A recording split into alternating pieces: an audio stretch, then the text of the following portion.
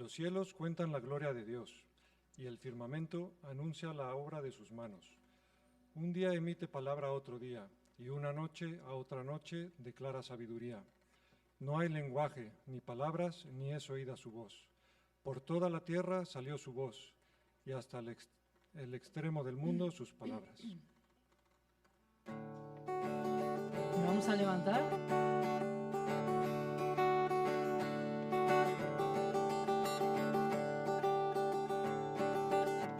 Toda la tierra te alabará, los montes y collados te bendecirán, y los abismos proclamarán que eres Dios del universo, eres el Señor. Te alabaré, te adoraré, de noche y de día te exaltaré. Te alabaré, te adoraré. Tú eres Dios, tú eres Rey, tú eres el Santo de Israel. Toda la tierra te alabará, los montes y collados te bendecirán, y los abismos proclamarán que eres Dios del universo, que eres el Señor. Te alabaré, te adoraré, de noche y de día yo te exaltaré. Te alabaré, te adoraré. Tú eres Dios, tú eres Rey, tú eres el Santo de Israel.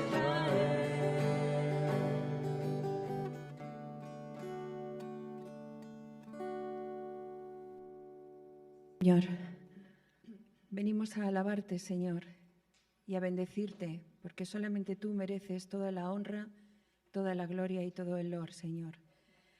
Gracias por habernos traído aquí a tu casa, Señor. Te pedimos que nos abras el corazón, Señor, para recibir después la palabra. Y también te pedimos que bendigas a todos y cada uno de los hermanos que por cualquier circunstancia hoy no están con nosotros, Señor.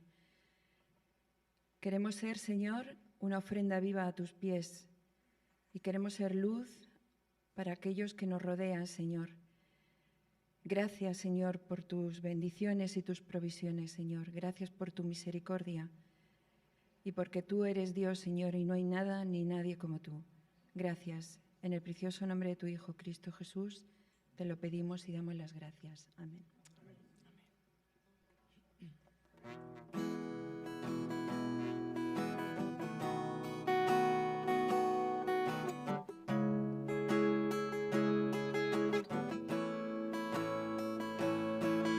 El Dios que hizo los cielos y la tierra, con el poder de su palabra, reina con autoridad. El Dios que aun los vientos lo obedecen, una palabra es suficiente para los muertos levantar. Nadie es como Él, oh gran yo soy. Tú eres el Dios que adoramos, todopoderoso y soberano, grande misericordia y poder para salvar. Tú eres el Dios que adoramos, quien derrotó la muerte y el pecado, glorioso Redentor y Rey, te adoramos. El Dios que descendió desde su trono para llevar sobre sus hombros nuestra culpa y transgresión. Jesús, exaltado sobre todo, hombre sobre todo nombre, solo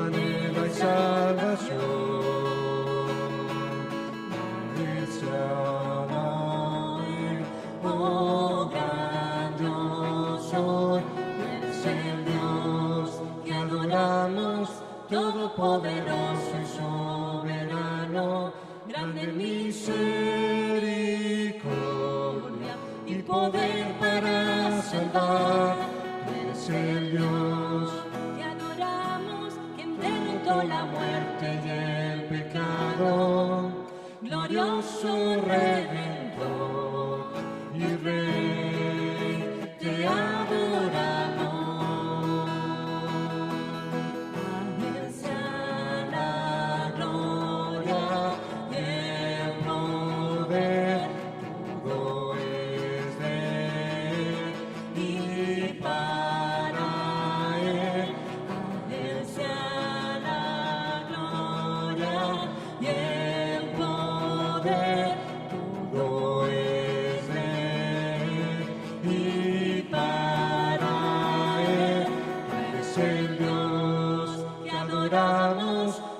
Poderoso y soberano, grande en misericordia y poder para salvar. Tú eres el Dios que adoramos, quien derrotó la muerte y el pecado, glorioso Redentor y Rey, te adoramos.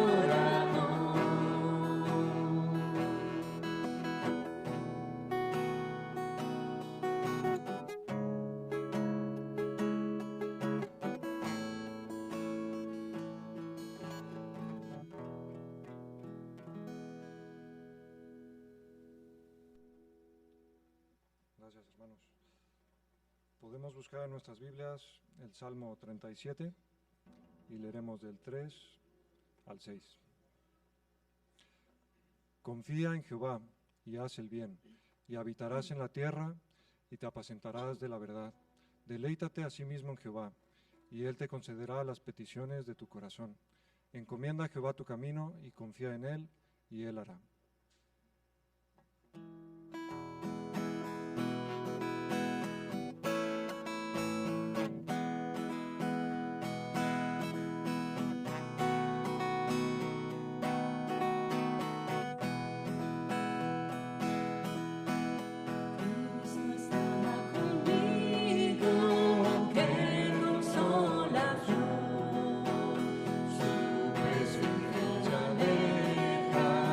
Todo mi temor.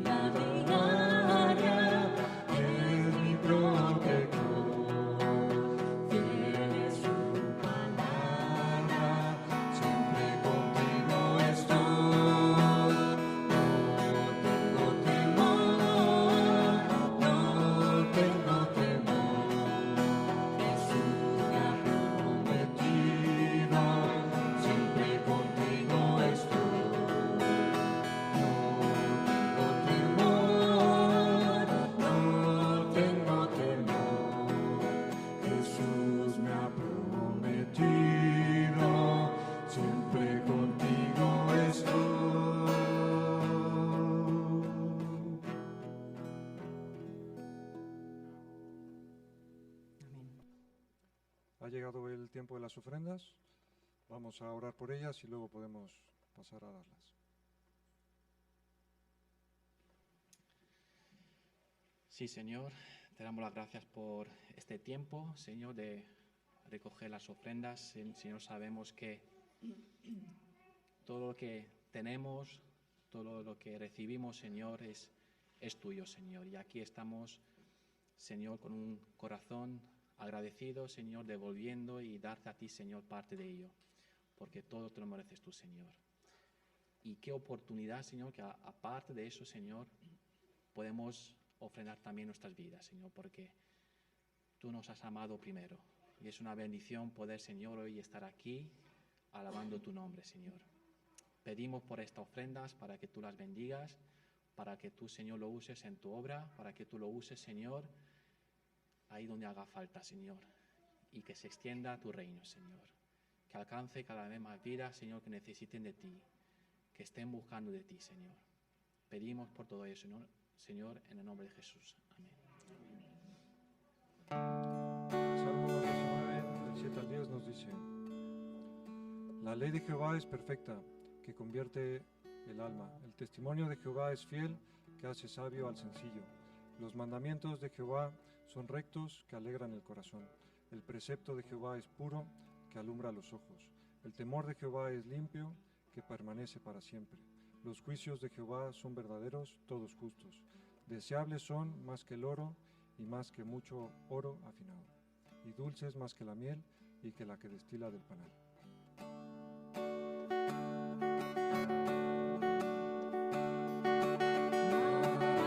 Maravilloso Jesús es para mí, el más dulce que la miel que emana del panal.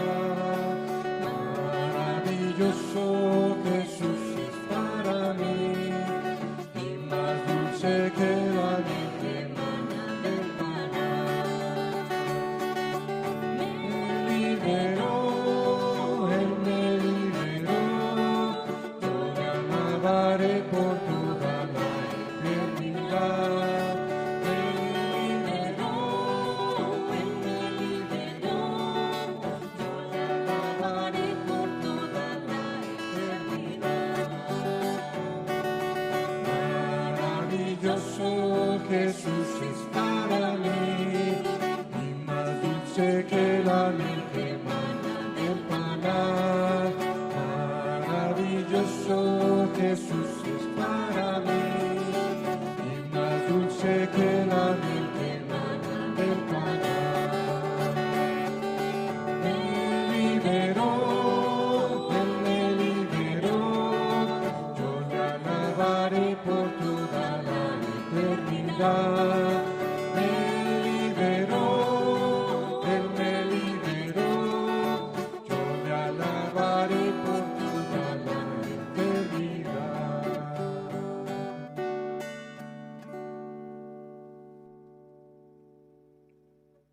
Nos podemos sentar, le damos el paso a Ana.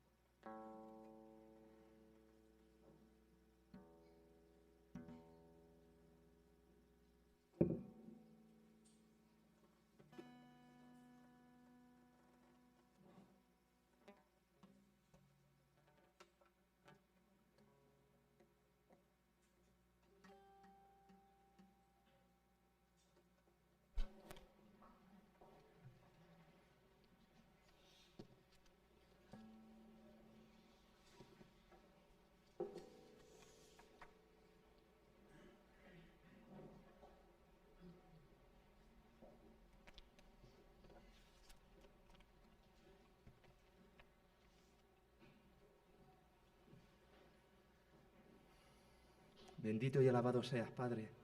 Gracias por este tiempo, gracias por estar aquí reunidos, mi Dios. Guarda tú a los que estamos aquí y bendice a los que no han podido estar con nosotros. Señor, viene el tiempo de tu palabra que es espada de dos filos que penetra hasta los tuétanos. Gracias por tu palabra que es poder en sí misma y queremos conocer de ella, saber de ella, mi Dios. La necesitamos. Te pedimos que tú bendigas a Ana, que tú la tomes, que que hables por su boca y que nuestros corazones, mentes y nuestro cuerpo entero esté receptivo a ella, Señor, y que la podamos hacer verdad en nosotros y práctica en nosotros, mi Dios. Señor, te lo pedimos todo ello en el nombre de Cristo Jesús.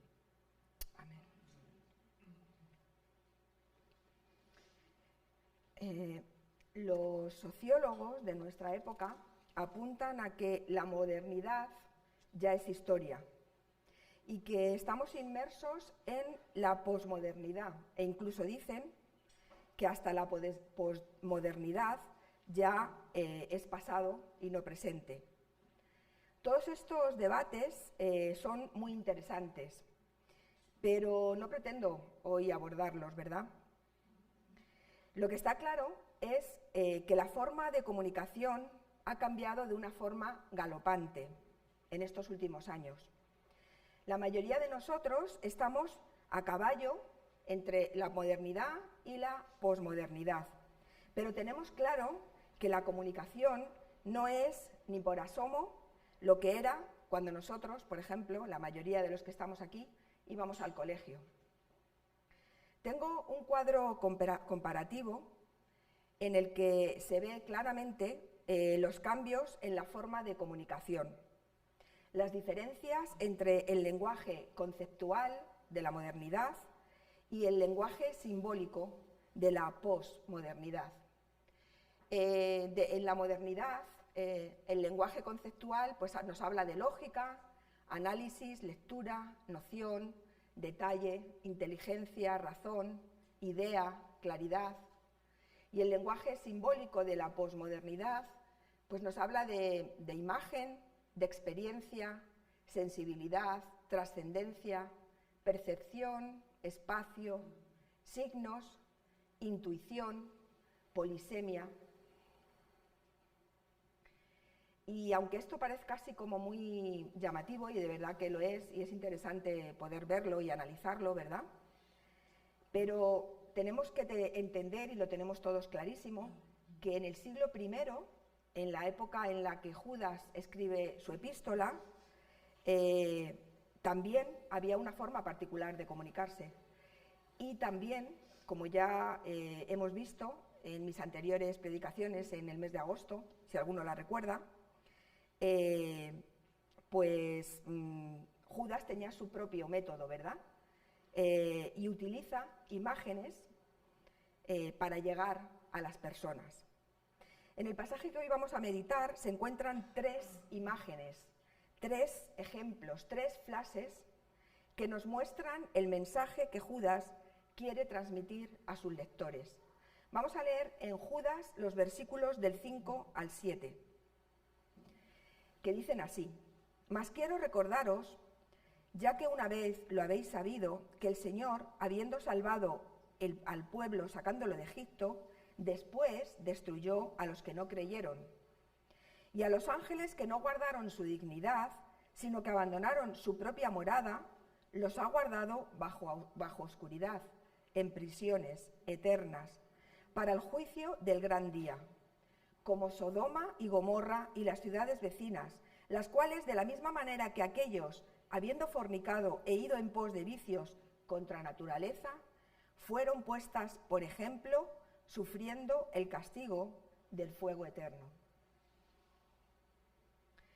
En la primera predicación que tuvimos sobre Judas, os señalé uno de los métodos pedagógicos que tenía Judas, y que consistía en enlazar grupos de 3 para dejar clara y precisa una enseñanza.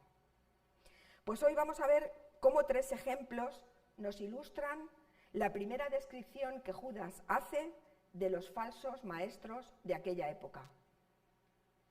En el versículo 4 nos decía: «Hombres impíos que convierten en libertinaje la gracia de nuestro Dios y niegan a Dios, el único soberano, y a nuestro Señor Jesucristo». Y el primer ejemplo de estos 3 que vamos a ver hoy en esta serie de versículos del 5 al 7,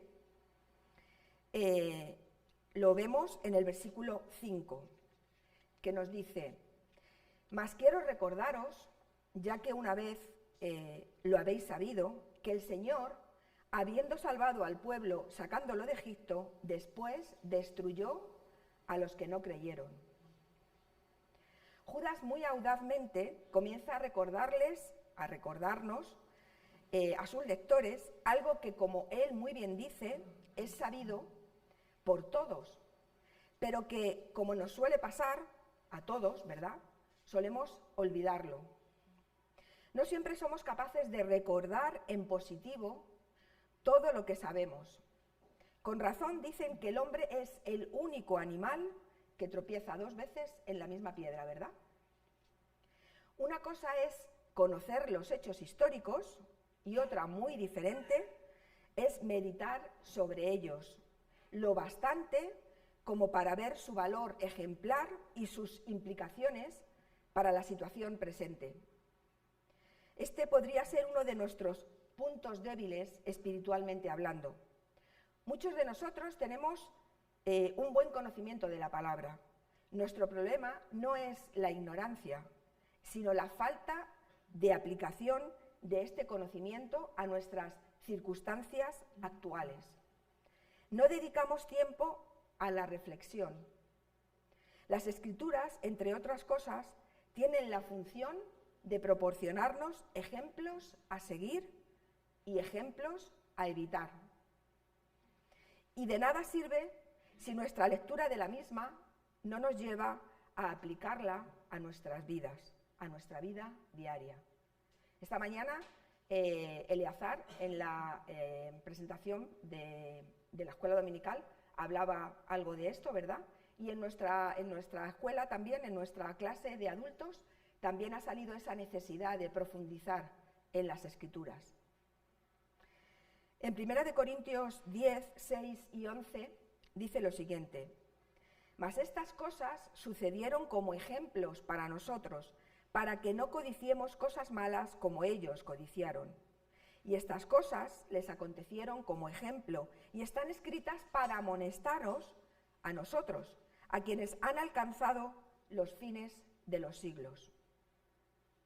Hay un teólogo americano que también lo expresa de esta manera, dice: «La superficialidad es la maldición de nuestra era.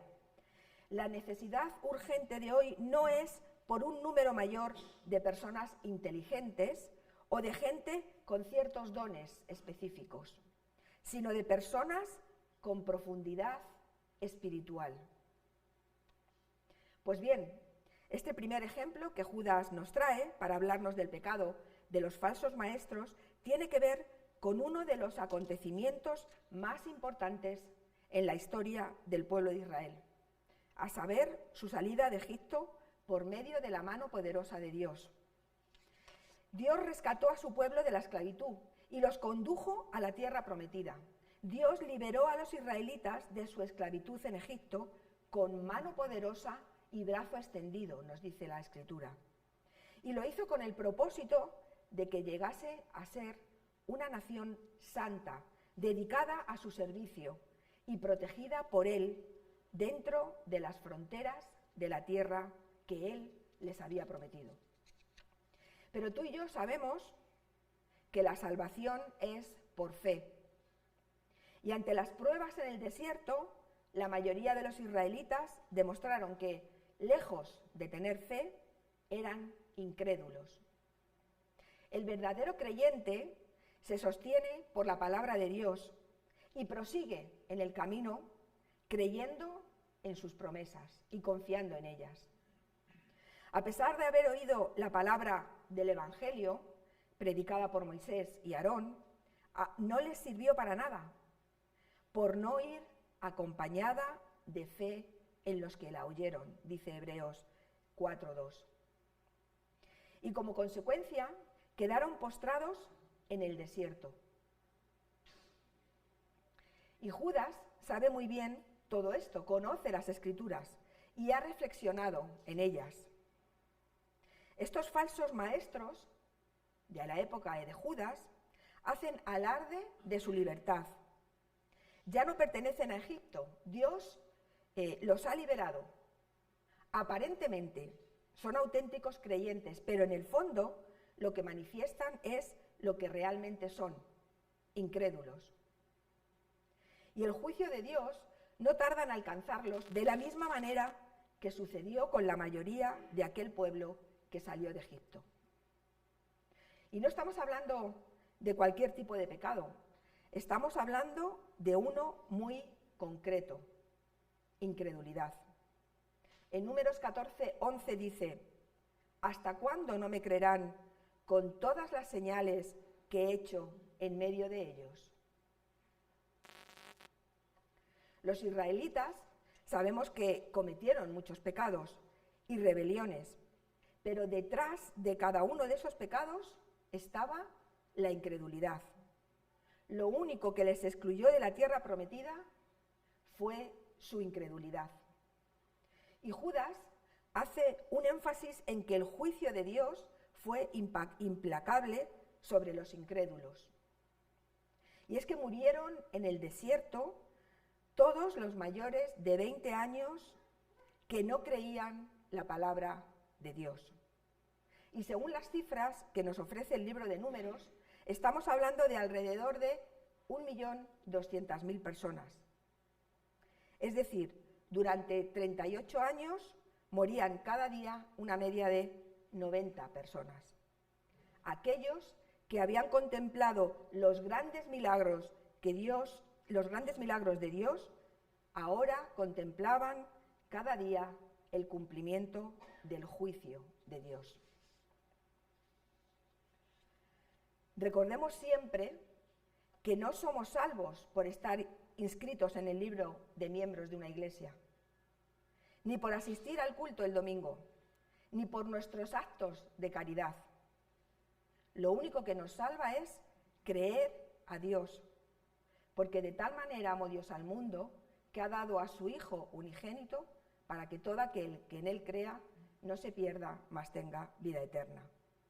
Lo único que nos salva es creer a Dios y haber hecho de su palabra el fundamento de nuestras vidas. La segunda imagen que nos presenta... no había cambiado la diapositiva. La segunda imagen que nos presenta el libro de Judas nos presenta es la imagen de los ángeles caídos. Dice el versículo 6, y a los ángeles que no guardaron su dignidad, sino que abandonaron su propia morada, los ha guardado bajo oscuridad en prisiones eternas para el juicio del gran día. Todo lo que tiene que ver con lo oculto es bastante desconocido y se presta a muchas preguntas, ¿verdad? La mayoría de esas preguntas sin respuesta. Judas no es tampoco muy explícito acerca de cuál fue el pecado que motivó la caída de los ángeles. Y quizás esta forma de expresarse o de no expresarse sea algo meditado y deliberado. Lo que es cierto es que Dios dio a los ángeles una posición privilegiada, una posición de poder, principados y autoridades, que son las autoridades que el apóstol Pablo usa para describir que Jesús está por encima de ellos. Dice Efesios 1:21, sobre todo principado y autoridad y poder y señorío, y sobre todo nombre que se nombra, no solo en este siglo, sino también en el venidero. Y lo hace para nombrar y para hablar de Jesús. Dios también les había otorgado ciertas tareas en las que se incluían la de servirle de mensajeros a los ángeles. Dice Hebreos 1:7, ciertamente de los ángeles dice, el que hace a sus ángeles espíritus y a sus ministros llama de fuego. Pero Judas aquí lo dice claramente. Algunos de estos seres celestiales a los cuales Dios les había dado una posición privilegiada, dejaron, abandonaron de forma voluntaria su propio lugar, su propia morada. Dejaron su función celestial y si no mantuvieron la alta dignidad que antes ostentaban, no fue por su deseo de humillarse, sino justo por lo contrario, por su soberbia, por no conformarse con lo que Dios les había concedido. Aspiraban a más, no a menos. Y esta actitud de los ángeles, a pesar de tener una posición tan privilegiada en los lugares celestiales, no nos libra, nos recuerda Judas, del castigo de Dios. Los ángeles caídos dejaron su lugar designado como siervos de Dios y se opusieron a la voluntad divina, por lo cual están bajo condenación, están guardados, es decir, están reservados para su ineludible destino. Están cubiertos por la oscuridad.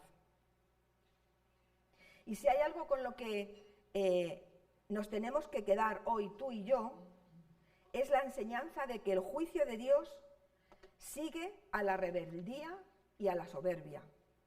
Del mismo modo que después de la noche viene el día, inexorablemente, tras el pecado de la soberbia, viene el juicio de Dios. La última imagen que quiero que veamos nos la trae Judas. En esta sección nos habla de otro pecado exactamente al mismo nivel que los dos anteriores, y es la promiscuidad sexual. Dice el versículo 7, como Sodoma y Gomorra y las ciudades vecinas, las cuales de la misma manera que aquellos, habiendo fornicado e ido en pos de vicios contra naturaleza, fueron puestas, por ejemplo, sufriendo el castigo del fuego eterno. Y del mismo modo, Judas nos presenta de forma breve pero contundente tanto el pecado como la consecuencia de ese pecado. La historia de Sodoma y Gomorra es bien conocida por todos. Todo un pueblo llega a su grado máximo de perversión. Se saltan toda norma establecida de hospitalidad, eliminan todos los derechos de las personas que vienen a visitar a Lot, pretenden una violación brutal y además lo hacen haciendo alarde de su homosexualidad que atenta contra el orden establecido por Dios.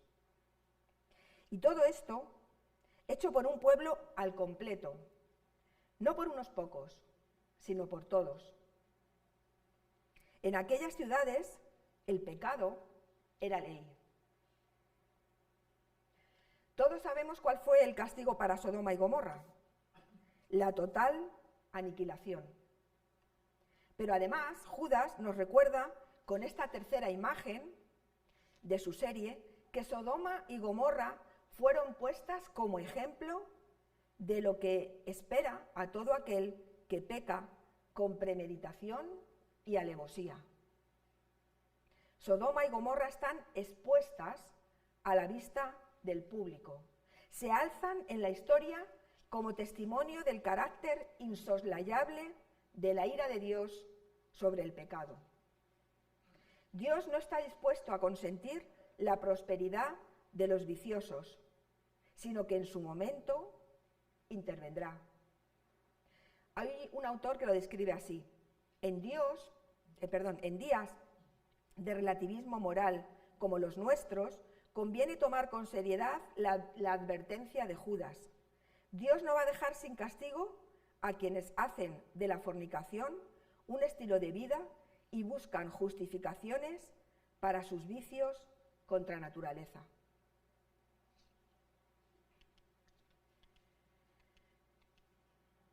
Hace unos días, Samuel, nuestro pastor, nos describía perfectamente cómo eran estos falsos maestros que Judas también nos describe aquí. Lo hacía en su predicación el día 16 de octubre, titulada El carácter del obrero del Señor, que se basaba en 1 de Tesalonicenses 2, 1, 6, y nos decía lo siguiente: en ese primer siglo abundaban en Palestina multitud de predicadores y profetas ambulantes, pseudofilósofos, hechiceros, charlatanes y estafadores, pregoneros de falsos dioses, de vanas promesas, muchos de los cuales ejercían su vocación motivados por claros intereses personales, afán de protagonismo, deseo de lucro, sensualidad carnal o prestigio social. A mí esta descripción me suena mucho no solo al siglo I, ¿verdad?, sino también a nuestro siglo XXI. El mensaje que compartían estos maestros ambulantes era uno torcido, errado, lleno de engaño. Usaban de su dialéctica de anzuelos, trampas y trucos que seducían al público y lo arrastraban a la perdición. Hemos visto cómo Judas, usando un particular modo de presentación, nos ilustra el juicio de Dios sobre el pecado. Los 3 ejemplos ilustran el juicio de Dios sobre 3 manifestaciones de rebeldía contra su autoridad divina: la incredulidad, la soberbia y la promiscuidad sexual. Estos son los pecados que caracterizaban a los falsos maestros de la época de Judas, y honradamente creo que también caracterizan a los falsos maestros de nuestro siglo, de nuestro tiempo, de hoy, 2022. Los falsos maestros, como los israelitas, son incrédulos y rebeldes ante el señorío de Cristo, aunque aparentemente no lo parezca. Rechazan su autoridad, y quien rechaza a Cristo, rechaza a aquel que le envió. No puedes creer en Dios y a la vez poner en entredicho la soberanía del Hijo de Dios. Los falsos maestros, como los ángeles caídos, son soberbios, hablan con arrogancia, parecen espirituales a primera vista, pero de hecho el orgullo es una de sus principales motivaciones. Y los falsos maestros, como los hombres de Sodoma y Gomorra, cometen impureza sexual y mancillan la carne. Las 3 imágenes que Judas nos presenta son solemnes advertencias a la humanidad de que la maldad y la impiedad, aunque puede ser que por un poco de tiempo parezcan triunfar, no quedan nunca impunes a la larga. El juicio divino, aunque tarde bajo nuestro punto de vista, llegará finalmente con toda seguridad y contundencia. Es nuestra responsabilidad, la tuya y la mía, detectar a los falsos maestros hoy. Pero mucho más importante, si cabe, es velar para que nosotros mismos, no nos convirtamos en uno de ellos. Quiero terminar hoy con los últimos versículos del Salmo 139, que dicen así: examíname, oh Dios, y conoce mi corazón, pruébame y conoce mis pensamientos, y ve si hay en mí camino de perversidad, y guíame en el camino eterno. Que el Señor nos guíe y que nos ayude para que nunca seamos parte de esos falsos maestros. Que el Señor bendiga su palabra.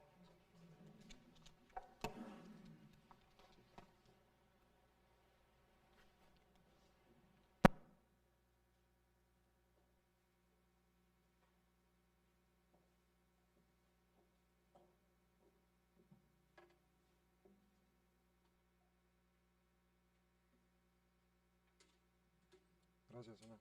¿Nos podemos poner en pie para entonar un último canto?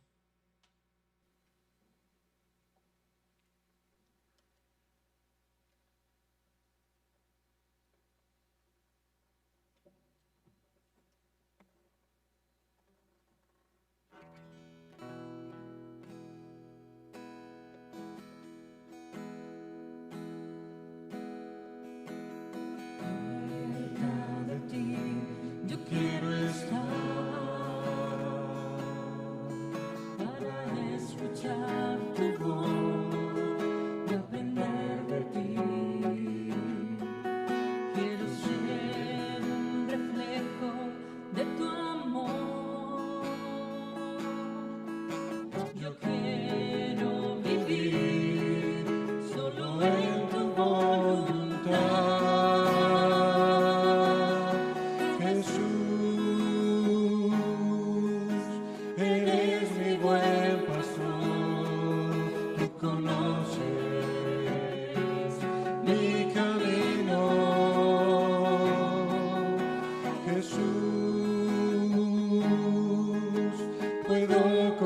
confiar en ti, oh mi Dios, me rindo.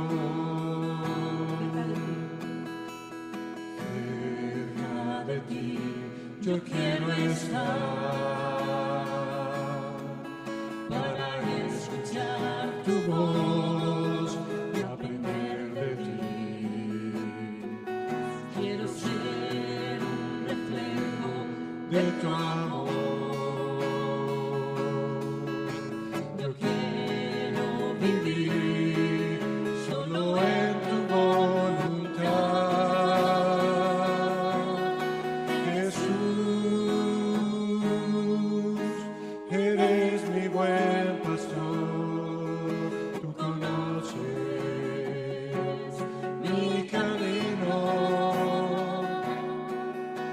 Jesús, puedo confiar en ti, oh mi Dios, me rindo.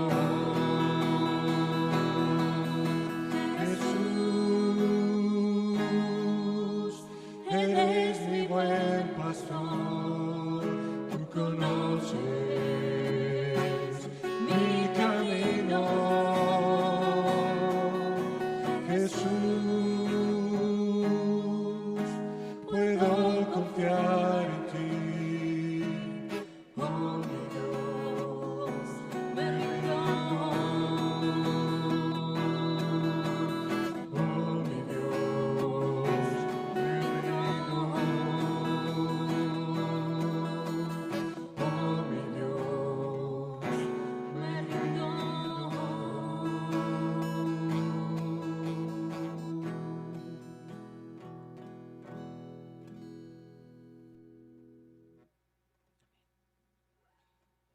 Nos despedimos con las palabras de Pablo en Hebreos, que dice: el Dios de paz, que resucitó de los muertos a nuestro Señor Jesucristo, el gran pastor de las ovejas, por la sangre del pacto eterno, os haga aptos en toda obra buena para que hagáis su voluntad, haciendo Él en vosotros lo que es agradable delante de Él por Jesucristo, al cual sea la gloria por los siglos de los siglos. Amén.